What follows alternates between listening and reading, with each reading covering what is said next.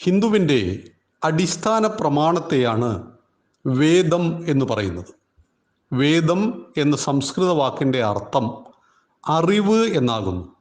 അതായത് ഹിന്ദുക്കളുടെ അടിസ്ഥാന ഗ്രന്ഥത്തിൻ്റെ പേര് എന്നത് അറിവ് എന്നാണ്.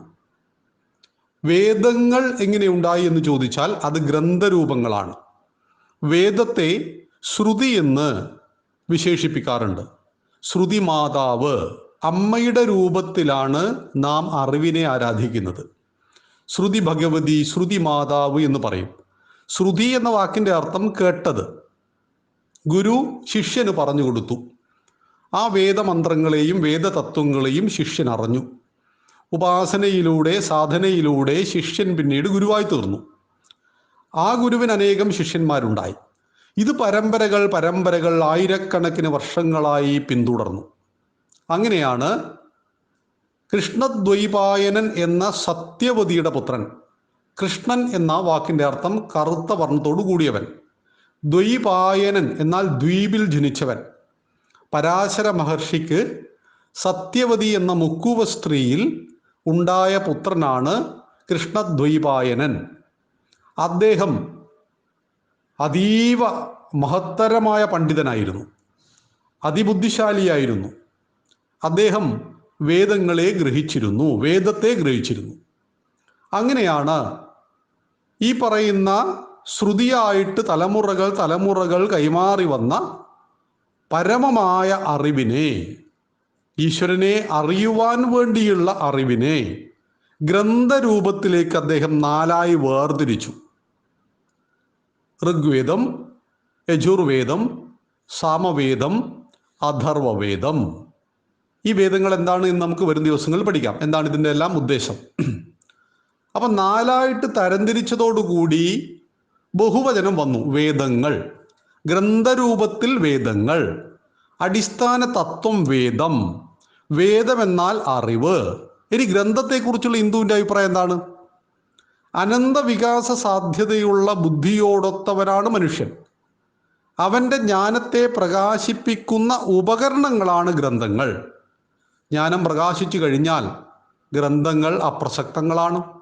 അതായത് കടലാസിൽ എഴുതപ്പെട്ട ഗ്രന്ഥത്തോട്, താളിയോലയിൽ എഴുതപ്പെട്ട ഗ്രന്ഥത്തോടുള്ള ഹിന്ദുവിൻ്റെ കാഴ്ചപ്പാട് നോക്കൂ. ഇവിടെ ഗ്രന്ഥം തൊട്ടാൽ ഞങ്ങൾ കൊന്നുകളയും എന്നൊക്കെ പറയുന്ന ധാരാളം മതങ്ങൾ നമുക്ക് ചുറ്റും ജീവിക്കുമ്പോൾ, ഗ്രന്ഥത്തെ കെട്ടിപ്പിടിച്ച് അതിൻ്റെ അപ്പുറവും ഇപ്പുറവും ഒന്നുമില്ല എന്ന് പറയുമ്പോൾ നമ്മൾ പറയാറുണ്ട് അപ്പുറവും ഇപ്പുറവും ഒക്കെ പലതും ഉണ്ട്.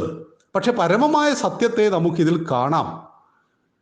ഹിന്ദുവിൻ്റെ ഗ്രന്ഥത്തിൽ പറഞ്ഞു എന്നതുകൊണ്ട് അതിലും ഉത്കൃഷ്ടമായൊരു ചിന്ത ഒരിക്കലും ഒരു കാലത്തും ലോകത്തുണ്ടാവില്ല, ഉണ്ടായിട്ടില്ല എന്ന വാശിയൊന്നും നമുക്കില്ല. ലോകത്തിൽ എല്ലാ കാലഘട്ടത്തിലും എല്ലാ ദേശത്തും മനുഷ്യനുണ്ടായിട്ടുണ്ടോ, ആ മനുഷ്യനെല്ലാം ചിന്തിക്കുന്നവനായിരുന്നു. മതങ്ങൾ പിറന്നിട്ടവൻ്റെ ചിന്തയെ മൂടിയതിനു ശേഷം ചിന്താമണ്ഡലം രൂപപ്പെടുകയോ അല്ലെങ്കിൽ ഭയത്തിൽ നിന്ന് ചിന്ത അടിച്ചമർത്തപ്പെടുകയും ഒക്കെ ചെയ്തിട്ടുണ്ട്. സാമാന്യ ലോകത്ത് ഉദാഹരണത്തിന് ഗ്രീക്ക് സംസ്കാരം, അത് ഇന്ന് ഭൂമിയിലില്ല, തകർത്ത് കളഞ്ഞു. ഭാരതത്തിൻ്റെ സംസ്കാരം പോലെ തന്നെ മഹത്തരമായ സംസ്കാരമായിരുന്നു ഗ്രീക്ക് സംസ്കാരം. ഗ്രീക്ക് സാഹിത്യങ്ങളും ഗ്രീക്ക് ശില്പകലകളും ഗ്രീക്കിൻ്റെ ചരിത്ര അവബോധവും എല്ലാം മഹത്തരം തന്നെയായിരുന്നു. പക്ഷെ അതിനെ സംരക്ഷിക്കുവാൻ ആളുണ്ടായില്ല. മെസൊപ്പൊട്ടോമിയ, ഗ്രീക്ക്, റോം, ഈജിപ്ത്, ബാബിലോണിയ, അങ്ങനെ ഒരുപാട് സംസ്കാരങ്ങൾ നമ്മളിന്ന് ചരിത്രത്തിൽ പഠിക്കുന്നു. ആ സംസ്കാരങ്ങൾക്കെല്ലാം അതിൻ്റെതായ സവിശേഷതകൾ ഉണ്ടായിരുന്നു, അതിൻ്റെതായ ഉത്കൃഷ്ടതയുണ്ടായിരുന്നു. ഒന്നും ഭൂമിയിലില്ല. നമ്മുടെ സംസ്കാരത്തെ തകർക്കുവാൻ 2300 വർഷക്കാലത്തെ പരിശ്രമം നിരന്തരമായിട്ടുണ്ടായി. നമ്മൾ തകർക്കാൻ നിന്നുകൊടുത്തില്ല, തകരാൻ നമ്മൾ നിന്നില്ല. ഇപ്പം താഴ്വാരം എന്ന സിനിമയിൽ നമ്മുടെ ലാലേട്ടൻ്റെ ഒരു ഡയലോഗുണ്ട്, കൊല്ലാൻ അവൻ പരിശ്രമിച്ചു കൊണ്ടേയിരിക്കും, ചാകാതിരിക്കാൻ ഞാനും എന്ന്. തകർക്കാൻ ശത്രുക്കൾ എല്ലാ കാലത്തും പരിശ്രമിച്ചിട്ടുണ്ട്, തകരാതിരിക്കുവാൻ നമ്മളും. ഈ ധർമ്മത്തെയും സംസ്കാരത്തെയും നിലനിർത്തുവാൻ വേണ്ടി നമ്മളും. അതാണ് ഭാരതത്തിൻ്റെ ചരിത്രം. അപ്പം അങ്ങനെ പറയുമ്പോൾ ഹിന്ദുവിൻ്റെ ആത്യന്തികമായ തലത്തെ ചിന്തിക്കപ്പെടുന്ന തത്വചിന്തയാണ് വേദങ്ങൾ. ഋഗ്വേദം, യജുർവേദം, സാമവേദം, അഥർവവേദം, അതിന് ഉപവേദങ്ങൾ, വേദാംഗങ്ങൾ. അപ്പോൾ വേദ സമുച്ചയം എന്ന് പറയുന്നത് വേദവും വേദങ്ങളും അതിൻ്റെ ഉപവേദങ്ങളും വേദാംഗങ്ങളും ഇതെല്ലാം വിസ്തരിച്ച് നമുക്ക് പഠിക്കാം. അപ്പോൾ ഹിന്ദുവായ നമ്മളെ സംബന്ധിച്ച് നിന്റെ അടിസ്ഥാന ഗ്രന്ഥം ഏത് എന്നൊരാൾ ചോദിച്ചാൽ അത് വേദമാണ് എന്ന് പറയുവാൻ നമുക്ക് കഴിയണം. ഏതൊക്കെയാണ് വേദങ്ങൾ ഗ്രന്ഥരൂപത്തിൽ ലഭ്യമായത് എന്ന് ചോദിച്ചാൽ അത് ഋഗ്വേദം, യജുർവേദം, സാമവേദം, അഥർവവേദം എന്ന് പറയുവാൻ കഴിയണം. അപ്പം നമുക്ക് ഈ വേദങ്ങളിലൂടെ എന്താണ് ഉദ്ദേശിക്കുന്നത്? എന്താണ് ഋഗ്വേദത്തിൻ്റെ ഇതിവൃത്തം? വേദം എന്നാൽ സകല അറിവിൻ്റെയും മൂലഗ്രന്ഥം എന്ന് വിശേഷിക്കപ്പെടുന്നു. എന്തുകൊണ്ടാണ് അങ്ങനെ വിശേഷിപ്പിക്കപ്പെടുന്നത്? ശാശ്വതമായ മൂല്യങ്ങളുണ്ട്. 1000 വർഷം മുമ്പ്, ഇന്ന് 10,000 വർഷത്തിനു ശേഷം സത്യം വധ എന്ന വേദമന്ത്രത്തിന് പ്രസക്തിയുണ്ട്. സത്യം വധ ധർമ്മം ചര, ഇത് വേദമന്ത്രമാണ്. സത്യം പറയൂ, ധർമ്മത്തെ ആചരിക്കൂ. 1000 വർഷം മുമ്പ് ഇത് ബാധകമല്ലേ? ഇന്ന് ബാധകമാണ്, 10,000 വർഷം കഴിഞ്ഞാലും ബാധകമാണ്. ഇന്ത്യക്കാരനും അമേരിക്കക്കാരനും ആഫ്രിക്കക്കാരനും ബാധകമാണ്. കാലദേശ പരിമിതികളൊന്നുമില്ലാതെ എല്ലാ കാലഘട്ടത്തിലും മനുഷ്യൻ പുലർത്തേണ്ട മൂല്യങ്ങളുടെ ആകെത്തുകയുടെ പേരാണ് വേദം അഥവാ ആത്യന്തികമായ അറിവ്. അതാണ് ഹിന്ദു ശ്രുതി എന്ന് പറയുന്നത്. ശ്രുതി, സ്മൃതി. ഹിന്ദു അവൻ്റെ എല്ലാ ദർശനങ്ങളെയും രണ്ടായി തരംതിരിച്ചിട്ടുണ്ട്. നമ്മൾ ഹിന്ദുക്കൾ മനസ്സിലാക്കേണ്ട പ്രധാനപ്പെട്ട ഒരു വസ്തുതയാണിത്. ശ്രുതി, സ്മൃതി. അതുകൊണ്ടാണ് മനുസ്മൃതിയിൽ അത് പറഞ്ഞു, യാജ്ഞവൽക്യ സ്മൃതിയിൽ ഇത് പറഞ്ഞു എന്ന് പറഞ്ഞാൽ നമ്മൾ അതിനെതിരെ പോരാടേണ്ട യാതൊരു ആവശ്യവുമില്ല. അതിന് മറുപടി പറഞ്ഞ് സമയം വേസ്റ്റ് ചെയ്യേണ്ടതില്ല, വാദിച്ച് ജയിക്കേണ്ടതുമില്ല. കാരണം അത് സ്മൃതി ഗ്രന്ഥമാണ്. സ്മൃതി എന്നാൽ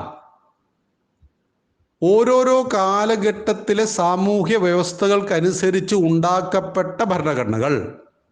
ഇപ്പോൾ അംബേദ്കർ സ്മൃതിയുടെ കാലഘട്ടത്തിലാണ് നമ്മൾ ജീവിക്കുന്നത്. ഈ അംബേദ്കർ സ്മൃതി 1950 ജനുവരി 26 ഉണ്ടായത്. ഭാരതത്തിലൊരു ഭരണഘടന ഉണ്ടായ സമയമാണ് റിപ്പബ്ലിക് ദിനമായിട്ട് നമ്മൾ ആചരിക്കുന്നത്. അപ്പോൾ ഇന്ത്യൻ സ്മൃതിയായ അംബേദ്കർ നേതൃത്വം നൽകിയ ഭരണഘടനയിൽ 42ാം ഭേദഗതി വരുത്തിയിട്ട് 75ലാണ് മതേതരത്വം എന്ന വാക്ക് കൂട്ടിച്ചേർത്തത്. അപ്പോൾ നോക്കൂ, ഇന്ത്യക്കൊരു ഭരണഘടന ഉണ്ടായപ്പോൾ ആ ഭരണഘടനയിൽ മതേതരത്വം എന്ന വാക്കുണ്ടായിരുന്നില്ല. പിന്നീട് അങ്ങോട്ട് ഭേദഗതികൾക്ക് വിധേയമായി കൊണ്ടേയിരിക്കുകയാണ്. പൗരത്വ നിയമം നമ്മൾ ഭേദഗതി ചെയ്തു 2019. വലിയ വിവാദമായിരുന്നു പൗരത്വ ഭേദഗതി നിയമം. അപ്പം ഭരണഘടന നിരന്തരമായിട്ട് മാറ്റങ്ങൾക്ക് വിധേയമാണ്, കാലാനുസൃതമായിട്ട് പരിഷ്കരിക്കേണ്ട. ഇന്ത്യയുടെ ഭരണഘടന ആഫ്രിക്കയുടെ ഭരണഘടനയാവാൻ സാധ്യതയില്ല. ആഫ്രിക്കയുടെ ഭരണഘടനയിലെ നിയമങ്ങളെല്ലാം തന്നെ സൗദി അറേബ്യയിലെ ഭരണഘടനയിൽ നടക്കില്ല. അതായത് ഓരോ ദേശത്തിനും അതിൻ്റെതായ പരിമിതിയിൽ നിന്നുകൊണ്ട് വ്യവഹാരങ്ങളുണ്ട്. ആ വ്യവഹാരങ്ങളെ കുറിക്കുന്ന ഗ്രന്ഥങ്ങളാണ് സ്മൃതി ഗ്രന്ഥങ്ങൾ. ശ്രുതി എന്നാൽ ഒരു കാലഘട്ടത്തിലും മാറാത്ത ശാശ്വതമായ മൂല്യങ്ങൾ. നേരത്തെ സൂചിപ്പിച്ച സത്യം പറയുക, ധർമ്മമാചരിക്കുക, സ്വന്തം ജോലിയിൽ മടികാണിക്കാതിരിക്കുക, ഈ മൂല്യങ്ങൾ. ജീവിത മൂല്യം ഇപ്പോൾ ഭഗവത്ഗീതയിൽ പറയുന്ന 26 ദൈവിക ഗുണങ്ങൾ, ദൈവാസുര സമ്പത്ത് വിഭാഗയോത്തിൽ. ഇതെല്ലാ കാലഘട്ടത്തിലും എല്ലാ മനുഷ്യനും ബാധകമാണ്. അഭയം, സത്വ സംശുദ്ധിർ, ജ്ഞാനയോഗ വ്യവസ്ഥിതി എന്നൊക്കെ പറഞ്ഞിട്ട് തുടങ്ങുന്ന ആ 26 ഗുണങ്ങൾ ഇത് ഇന്ത്യക്കാരനും അമേരിക്കക്കാരനും സൗദി അറേബ്യക്കാരനും മനുഷ്യൻ എവിടെയുണ്ടോ അവിടെയെല്ലാം എല്ലാ കാലഘട്ടത്തിലും ബാധകമായ ഇത്തരം ശാശ്വതമായ മൂല്യങ്ങളെ ശ്രുതികളെന്നും കാലാനുസൃതമായിട്ട് കാലാവസ്ഥയ്ക്കനുസരിച്ച് ഭൂപ്രകൃതിക്കനുസരിച്ച് മാറ്റപ്പെടുന്ന നിയമങ്ങളെ സ്മൃതികളെന്നും പറയുന്നു. ഇപ്പം കേരളത്തിൽ അമ്പലത്തിൽ ശാന്തി ചെയ്യുന്നത് ഒറ്റ മുണ്ടുടുത്തിട്ട് ഷർട്ട് ധരിക്കാതെയാണ് ശാന്തിക്കാരൻ. ഇതേ ശാന്തിക്കാരൻ അമർനാഥിലെത്തിയാലോ കോട്ട്, ബൂട്ട്, ടൈ ഒക്കെ കെട്ടിയിട്ടാണ്. അവിടെ മഞ്ഞുപാളികൾക്കിടയിലാണ് ആരാധന നടത്തേണ്ടത്. അപ്പം അവിടെ ദേശപരിമിതിയുണ്ട്, ആരാധനയ്ക്ക് ദേശപരിമിതിയുണ്ട്, കാലപരിമിതിയുണ്ട്. മരുഭൂമിയിൽ ഉണ്ടാക്കപ്പെട്ട ആരാധന നമുക്ക് തണുത്ത പ്രദേശത്ത് നടന്നു എന്ന് വരില്ല.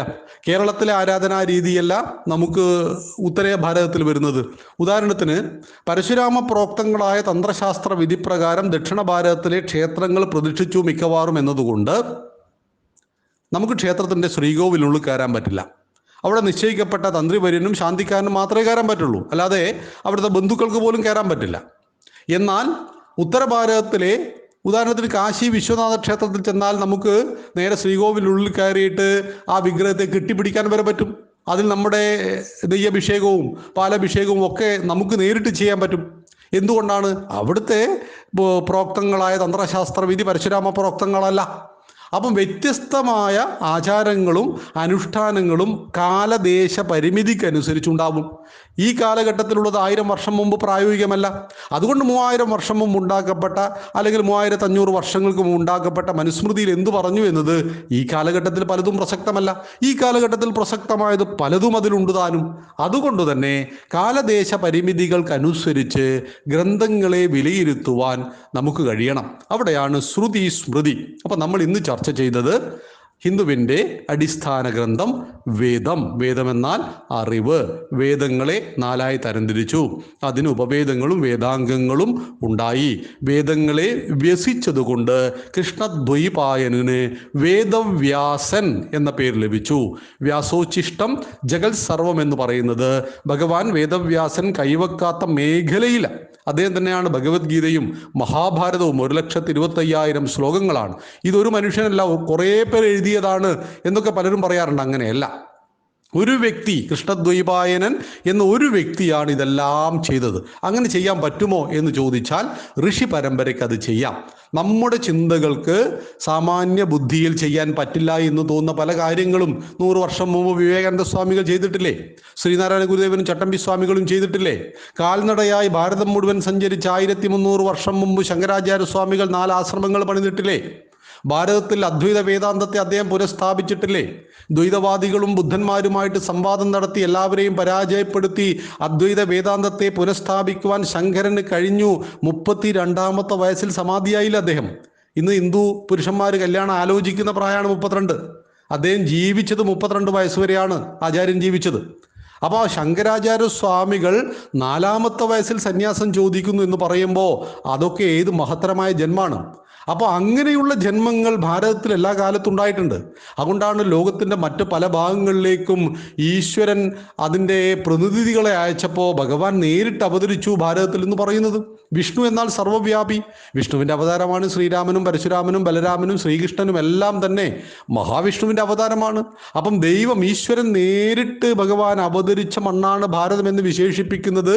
ഇവിടെയാണ് മഹാഭാരതവും രാമായണവും വേദവും ഉപനിഷത്തുകളും ഇതിഹാസങ്ങളും പുരാണങ്ങളും ദർശനങ്ങളും അർത്ഥശാസ്ത്രവും കാമശാസ്ത്രവും അങ്ങനെ എന്തൊക്കെയാണോ ലോകത്തിലൊരു മനുഷ്യന് ആവശ്യം അതെല്ലാം, ആയുർവേദം, അതുപോലെ തന്നെ യോഗസൂത്ര, സംഗീതം, നൃത്തങ്ങൾ എല്ലാം പിറന്നത് ഇവിടെയാണ്.